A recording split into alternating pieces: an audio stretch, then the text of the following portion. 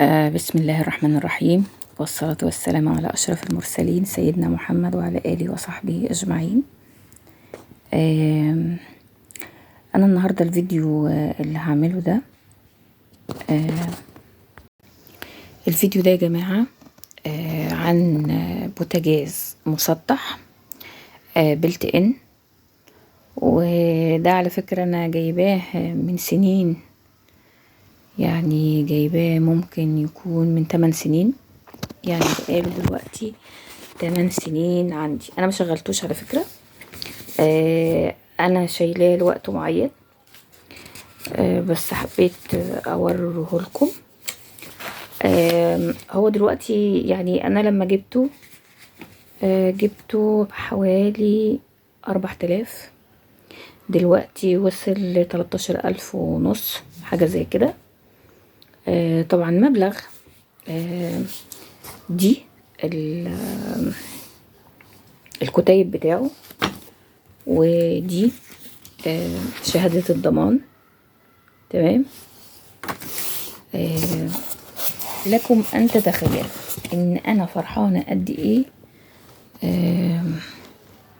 فرحانة جدا بالمسطح ده، لأن أنا كان نفسي فيه من زمان بصراحة، وفرحانة أكتر إن أنا جبته قبل الدنيا ما تغلى، قبل الدنيا ما تولع نار في الوقت اللي احنا فيه. يعني احنا دلوقتي 2024، وانتوا طبعا عارفين الأسعار بقيت عاملة ازاي. الحاجة الوحيدة اللي أنا مبسوطة بيها وفرحانة بيها المسطح ده. على فكرة الناس اللي بتجيب بوتاجازات، بوتاجاز كامل متكامل، يعني الفرن الشواية والكلام ده، أنا من وجهة نظري غلط إن انتي تجيبي بوتاجاز كامل وتدفعي فيه مبلغ معين، مع إنك ممكن تجيبي مسطح على حسب العيون اللي انت عايزاها، وتجيبي فرن منفصل بعيد عن المسطح. يعني ليه بنجيب بوتاجاز كامل؟ يعني على فكرة دي غلطة بيقع فيها ناس كتير. فدلوقتي ومن فترة قريبة ابتدت العرايس تجيب مسطح وتجيب الفرن وحده والمسطح وحده، ودي حاجة حلوة مش حاجة وحشة خالص. الموضة دي بقيت دلوقتي كده، ودي أذواق على فكرة. بس أنا لو رجع بيا الزمن كنت هعمل كده.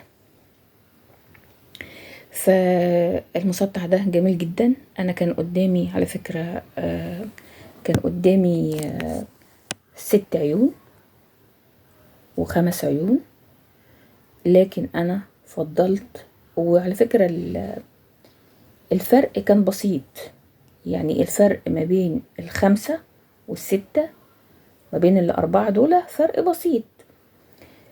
لكن انا ما حبيتش اجيب لا 5 ولا 6، لانهم 4 هيبقوا مرتاحين.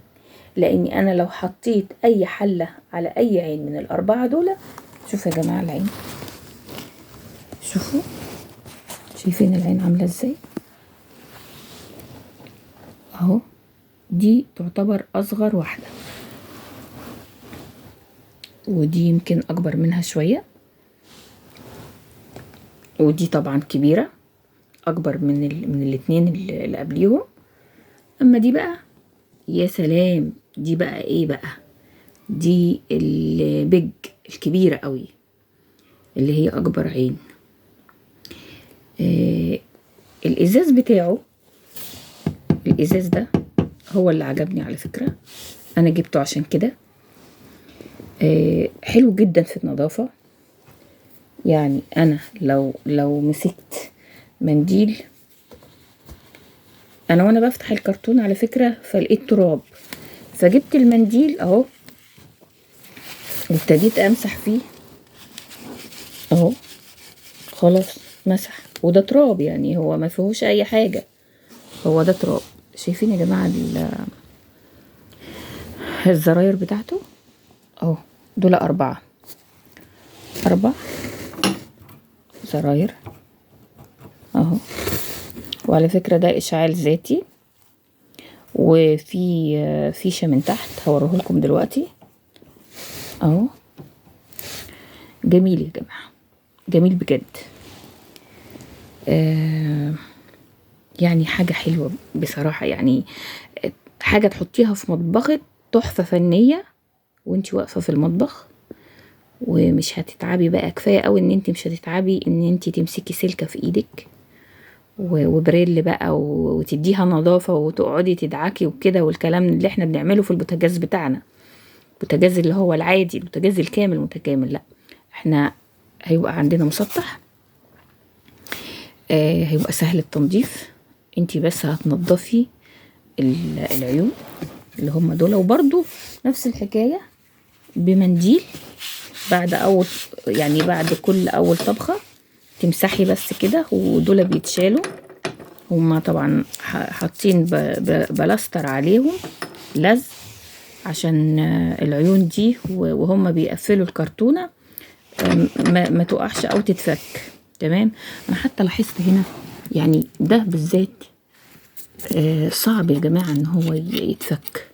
يعني قد كده الناس دي او شركة العربي، يعني الناس اللي بتشتغل دي في الشركة دي نفسها، يعني التصنيع ده تصنيع متقن قد كده. يعني ان هم يغلفوا الحاجة، شايفين يعني دي اكتر واحدة اهو اهو اهو، مش عايزة تتشال، او كتغليفها ولزقها انها ما تتفكش.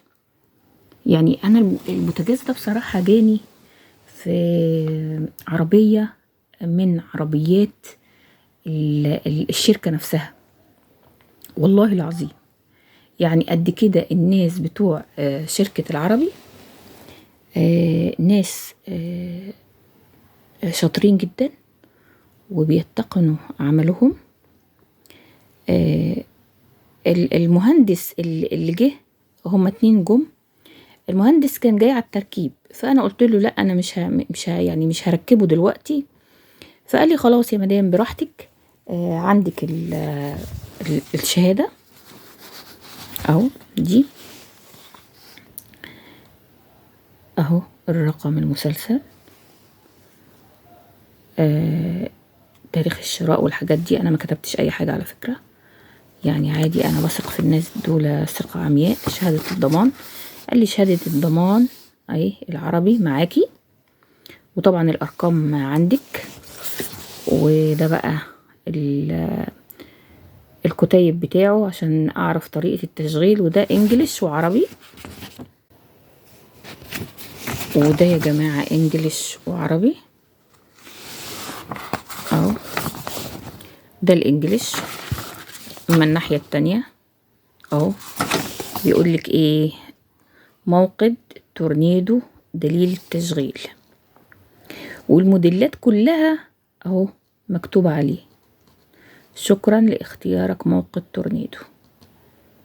تمام اهو.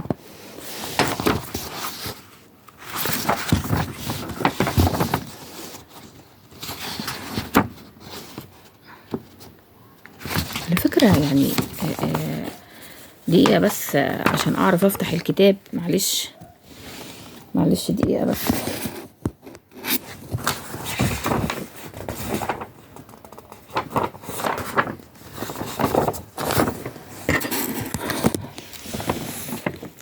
اهو يا جماعة مقدمة، المقدمة بتاعته بيقولك ايه، نشكرك على شرائك لمنتج تورنيدو. قبل بدء استخدام الجهاز نوصيك بقراءة انا مش شايفة من بعيد على فكرة، لما بلبس النضارة بشوف اكتر، بقراءة التنبيهات والتوصيات المشار إليها في دليل المستخدم، هذا حتى يمكنك استخدام وحماية جهازك بكفاءة لفترة أطول من الوقت. يرجى الاحتفاظ بدليل الاستخدام هذا للرجوع إليه مستقبلا. الاستخدام المقصود الإشعال والمواقد أهو يا جماعة، هو بيجيب لك إيه كل حاجة. استخدام اللهب، تنظيف وصيانة الموقد، الاستخدام والسلامة، المساعدة، التنبيهات والسلامة، ودي التحذيرات العامة طبعا. أجزاء لا ينبغي أن يلمسها الأطفال، عشان يعني ما ينفعش أطفال تستخدم الأجزاء بتاعة البوتاجاز أو تدخل المطبخ. يعني أنا عامة ما بحبش أدخل ولادي الصغيرين في المطبخ، لكن الكبار عادي مش مشكلة، دول كبار وهيبقوا فاهمين. يعني تجنب الإجراءات التالية. ده التركيب بقى. التركيب يا جماعة على فكرة بيجي مهندس من الشركة نفسها، بتتصلي بيه وهو اللي بيجي بيركبهولك. تمام. على فكرة هو بيشتغل البوتاجاز ده بيشتغل على أنبوبة اسطوانة، يعني اسطوانة غاز، أنبوبة غاز أو غاز طبيعي، يعني بيشتغل على الاتنين. وبرضو فيه سلك طبعا عشان الإشعال الذاتي يشتغل، فأنتي هتشغلي الفيشة زي البوتاجاز الكبير على فكرة. هتشغلي الفيشة عشان الإشعال الذاتي يشتغل معاكي، وهتشغلي كمان دلوقتي طبعا في من زمان قوي في الغاز الطبيعي. الناس اللي ما عندهمش لسه ما وصل لهمش الغاز الطبيعي ممكن يشغلوه على أنبوبة عادي، مفيش مشاكل. هو بيشتغل على الاتنين. حاجة حلوة ان هو يشتغل على الاتنين. انتوا فاهمين يعني ايه يشتغل على الاتنين؟ يشتغل على الاتنين اهو. المواصفات الفنية: استخدام اللوحة الساخنة، تدابير الطهي. المواصفات الفنية، لا حاجة حلوة. يعني انا بحب اقعد اقرا الحاجات دي كلها. ده طبعا بالانجليش، كل اللي بالعربي اهو، كل اللي بالعربي اهو يا جماعه. لما يبقى في كتاب زي كده انا بحب اقرا كل كلمه فيه عشان افهم ازاي بيشتغل. تمام. الكتاب ده فكرني على فكره بالمذاكره بتاعت زمان. يا سلام، كنا بنذاكر في الكليه كده، نقعد نذاكر، نقعد بقى نحفظ من ورا ومن قدام، ونمسك الكتاب ونعيد بقى ونزيد. منطقة أدوات التحكم. تمام. زمان كنت بشوف، دلوقتي خلاص النظر ضاع. السن برضو يا جماعة له حكم، الحمد لله. أنا عايزة بس أقلبه أهو أهو. شايفين يا جماعة القعدة بتاعته؟ ربنا يسترها وما يحصلوش حاجة، ولا يقع، ولا تحصل له حاجة اهو. معرفش بقى الإضاءة عاملة ازاي، بس أنا عندي الإضاءة هي عالية، بس مش عارفة في ايه. يمكن عشان أنا في دارة للبوتاجاز من تحت عامل كده معايا. بقدر الإمكان بجيبه وبصور لكم اهو. تورنيدو، موديل بتاعه ميد ان تركيا. ميد ان تركيا يا جماعة. حاجة حلوة بصراحة، حاجة جميلة جدا. أنا فرحانة بيه جدا جدا اهو. شايفين دي الفيشة بتاعته اهو، سلك مربوط. دي بقى الأجهزة والبلاستر والحاجات اللي هو التركيب بقى، اللي هو ايه الباشمهندس لما يجي يركبها لي بقى هيركبها. ودي بقى المسامير بتاعته، ودي الكرتونة بتاعته. على فكرة الحوامل أنا شايلاها، بس عشان بس محدش يقول لي فين الحوامل اللي أنا شايلاها. أنا ساعة ما جبته على طول الحوامل بتاعته كانت تقيلة شوية، فأنا بصراحة خفت أحسن الإزاز ده، من خوفي عليه والله خفت أحسن وأنا بركبهم حشتهم خالص عشان الإزاز ده ما يتكسرش. أنا خفت أحسن الإزاز يتكسر والله العظيم. أنا يا جماعة بخاف على الحاجة قوي، وبحافظ عليها قوي قوي. بحب حاجتي، بحب أحافظ عليها، وبحب كمان اللي يحافظ عليها معايا. يعني أتضايق قوي قوي قوي لما حد من الأولاد ما يحافظش على حاجة. يعني أنا بدق، يعني عندي تدقيق في كل التفاصيل المطبخ بالذات. يعني المطبخ بالذات انا بحب التدقيق فيه، لان انا بتعب فيه جدا، وبتعب في المطبخ، وبتعب في البوتاجاز الكبير. وان شاء الله لما اركب ده باذن الله ربنا يسهل واركبه، بس مش عايزه اركبه دلوقتي عشان انا جايبه لسه البوتاجاز جديد، فمش عايزه اركب ده دلوقتي. هركبه في حاجه تانية، في مطبخ جديد تاني. ف انا بخاف على حاجتي يا جماعه قوي، يعني حاجه قيمه زي دي انا بخاف عليها جدا.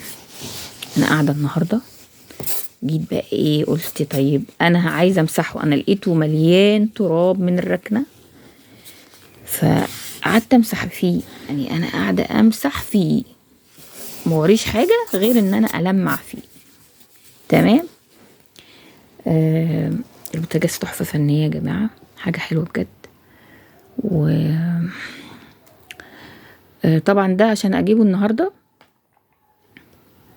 انا دخلت على الموقع نفسه على جروب العربي، فلقيته ب13,500 او 13,800. ففرق كبير ما بين 4000 جنيه و 13,800، يعني قولي 14,000. شوفي بقى الفرق كام، يعني ده فرق معايا جامد قوي. تمام.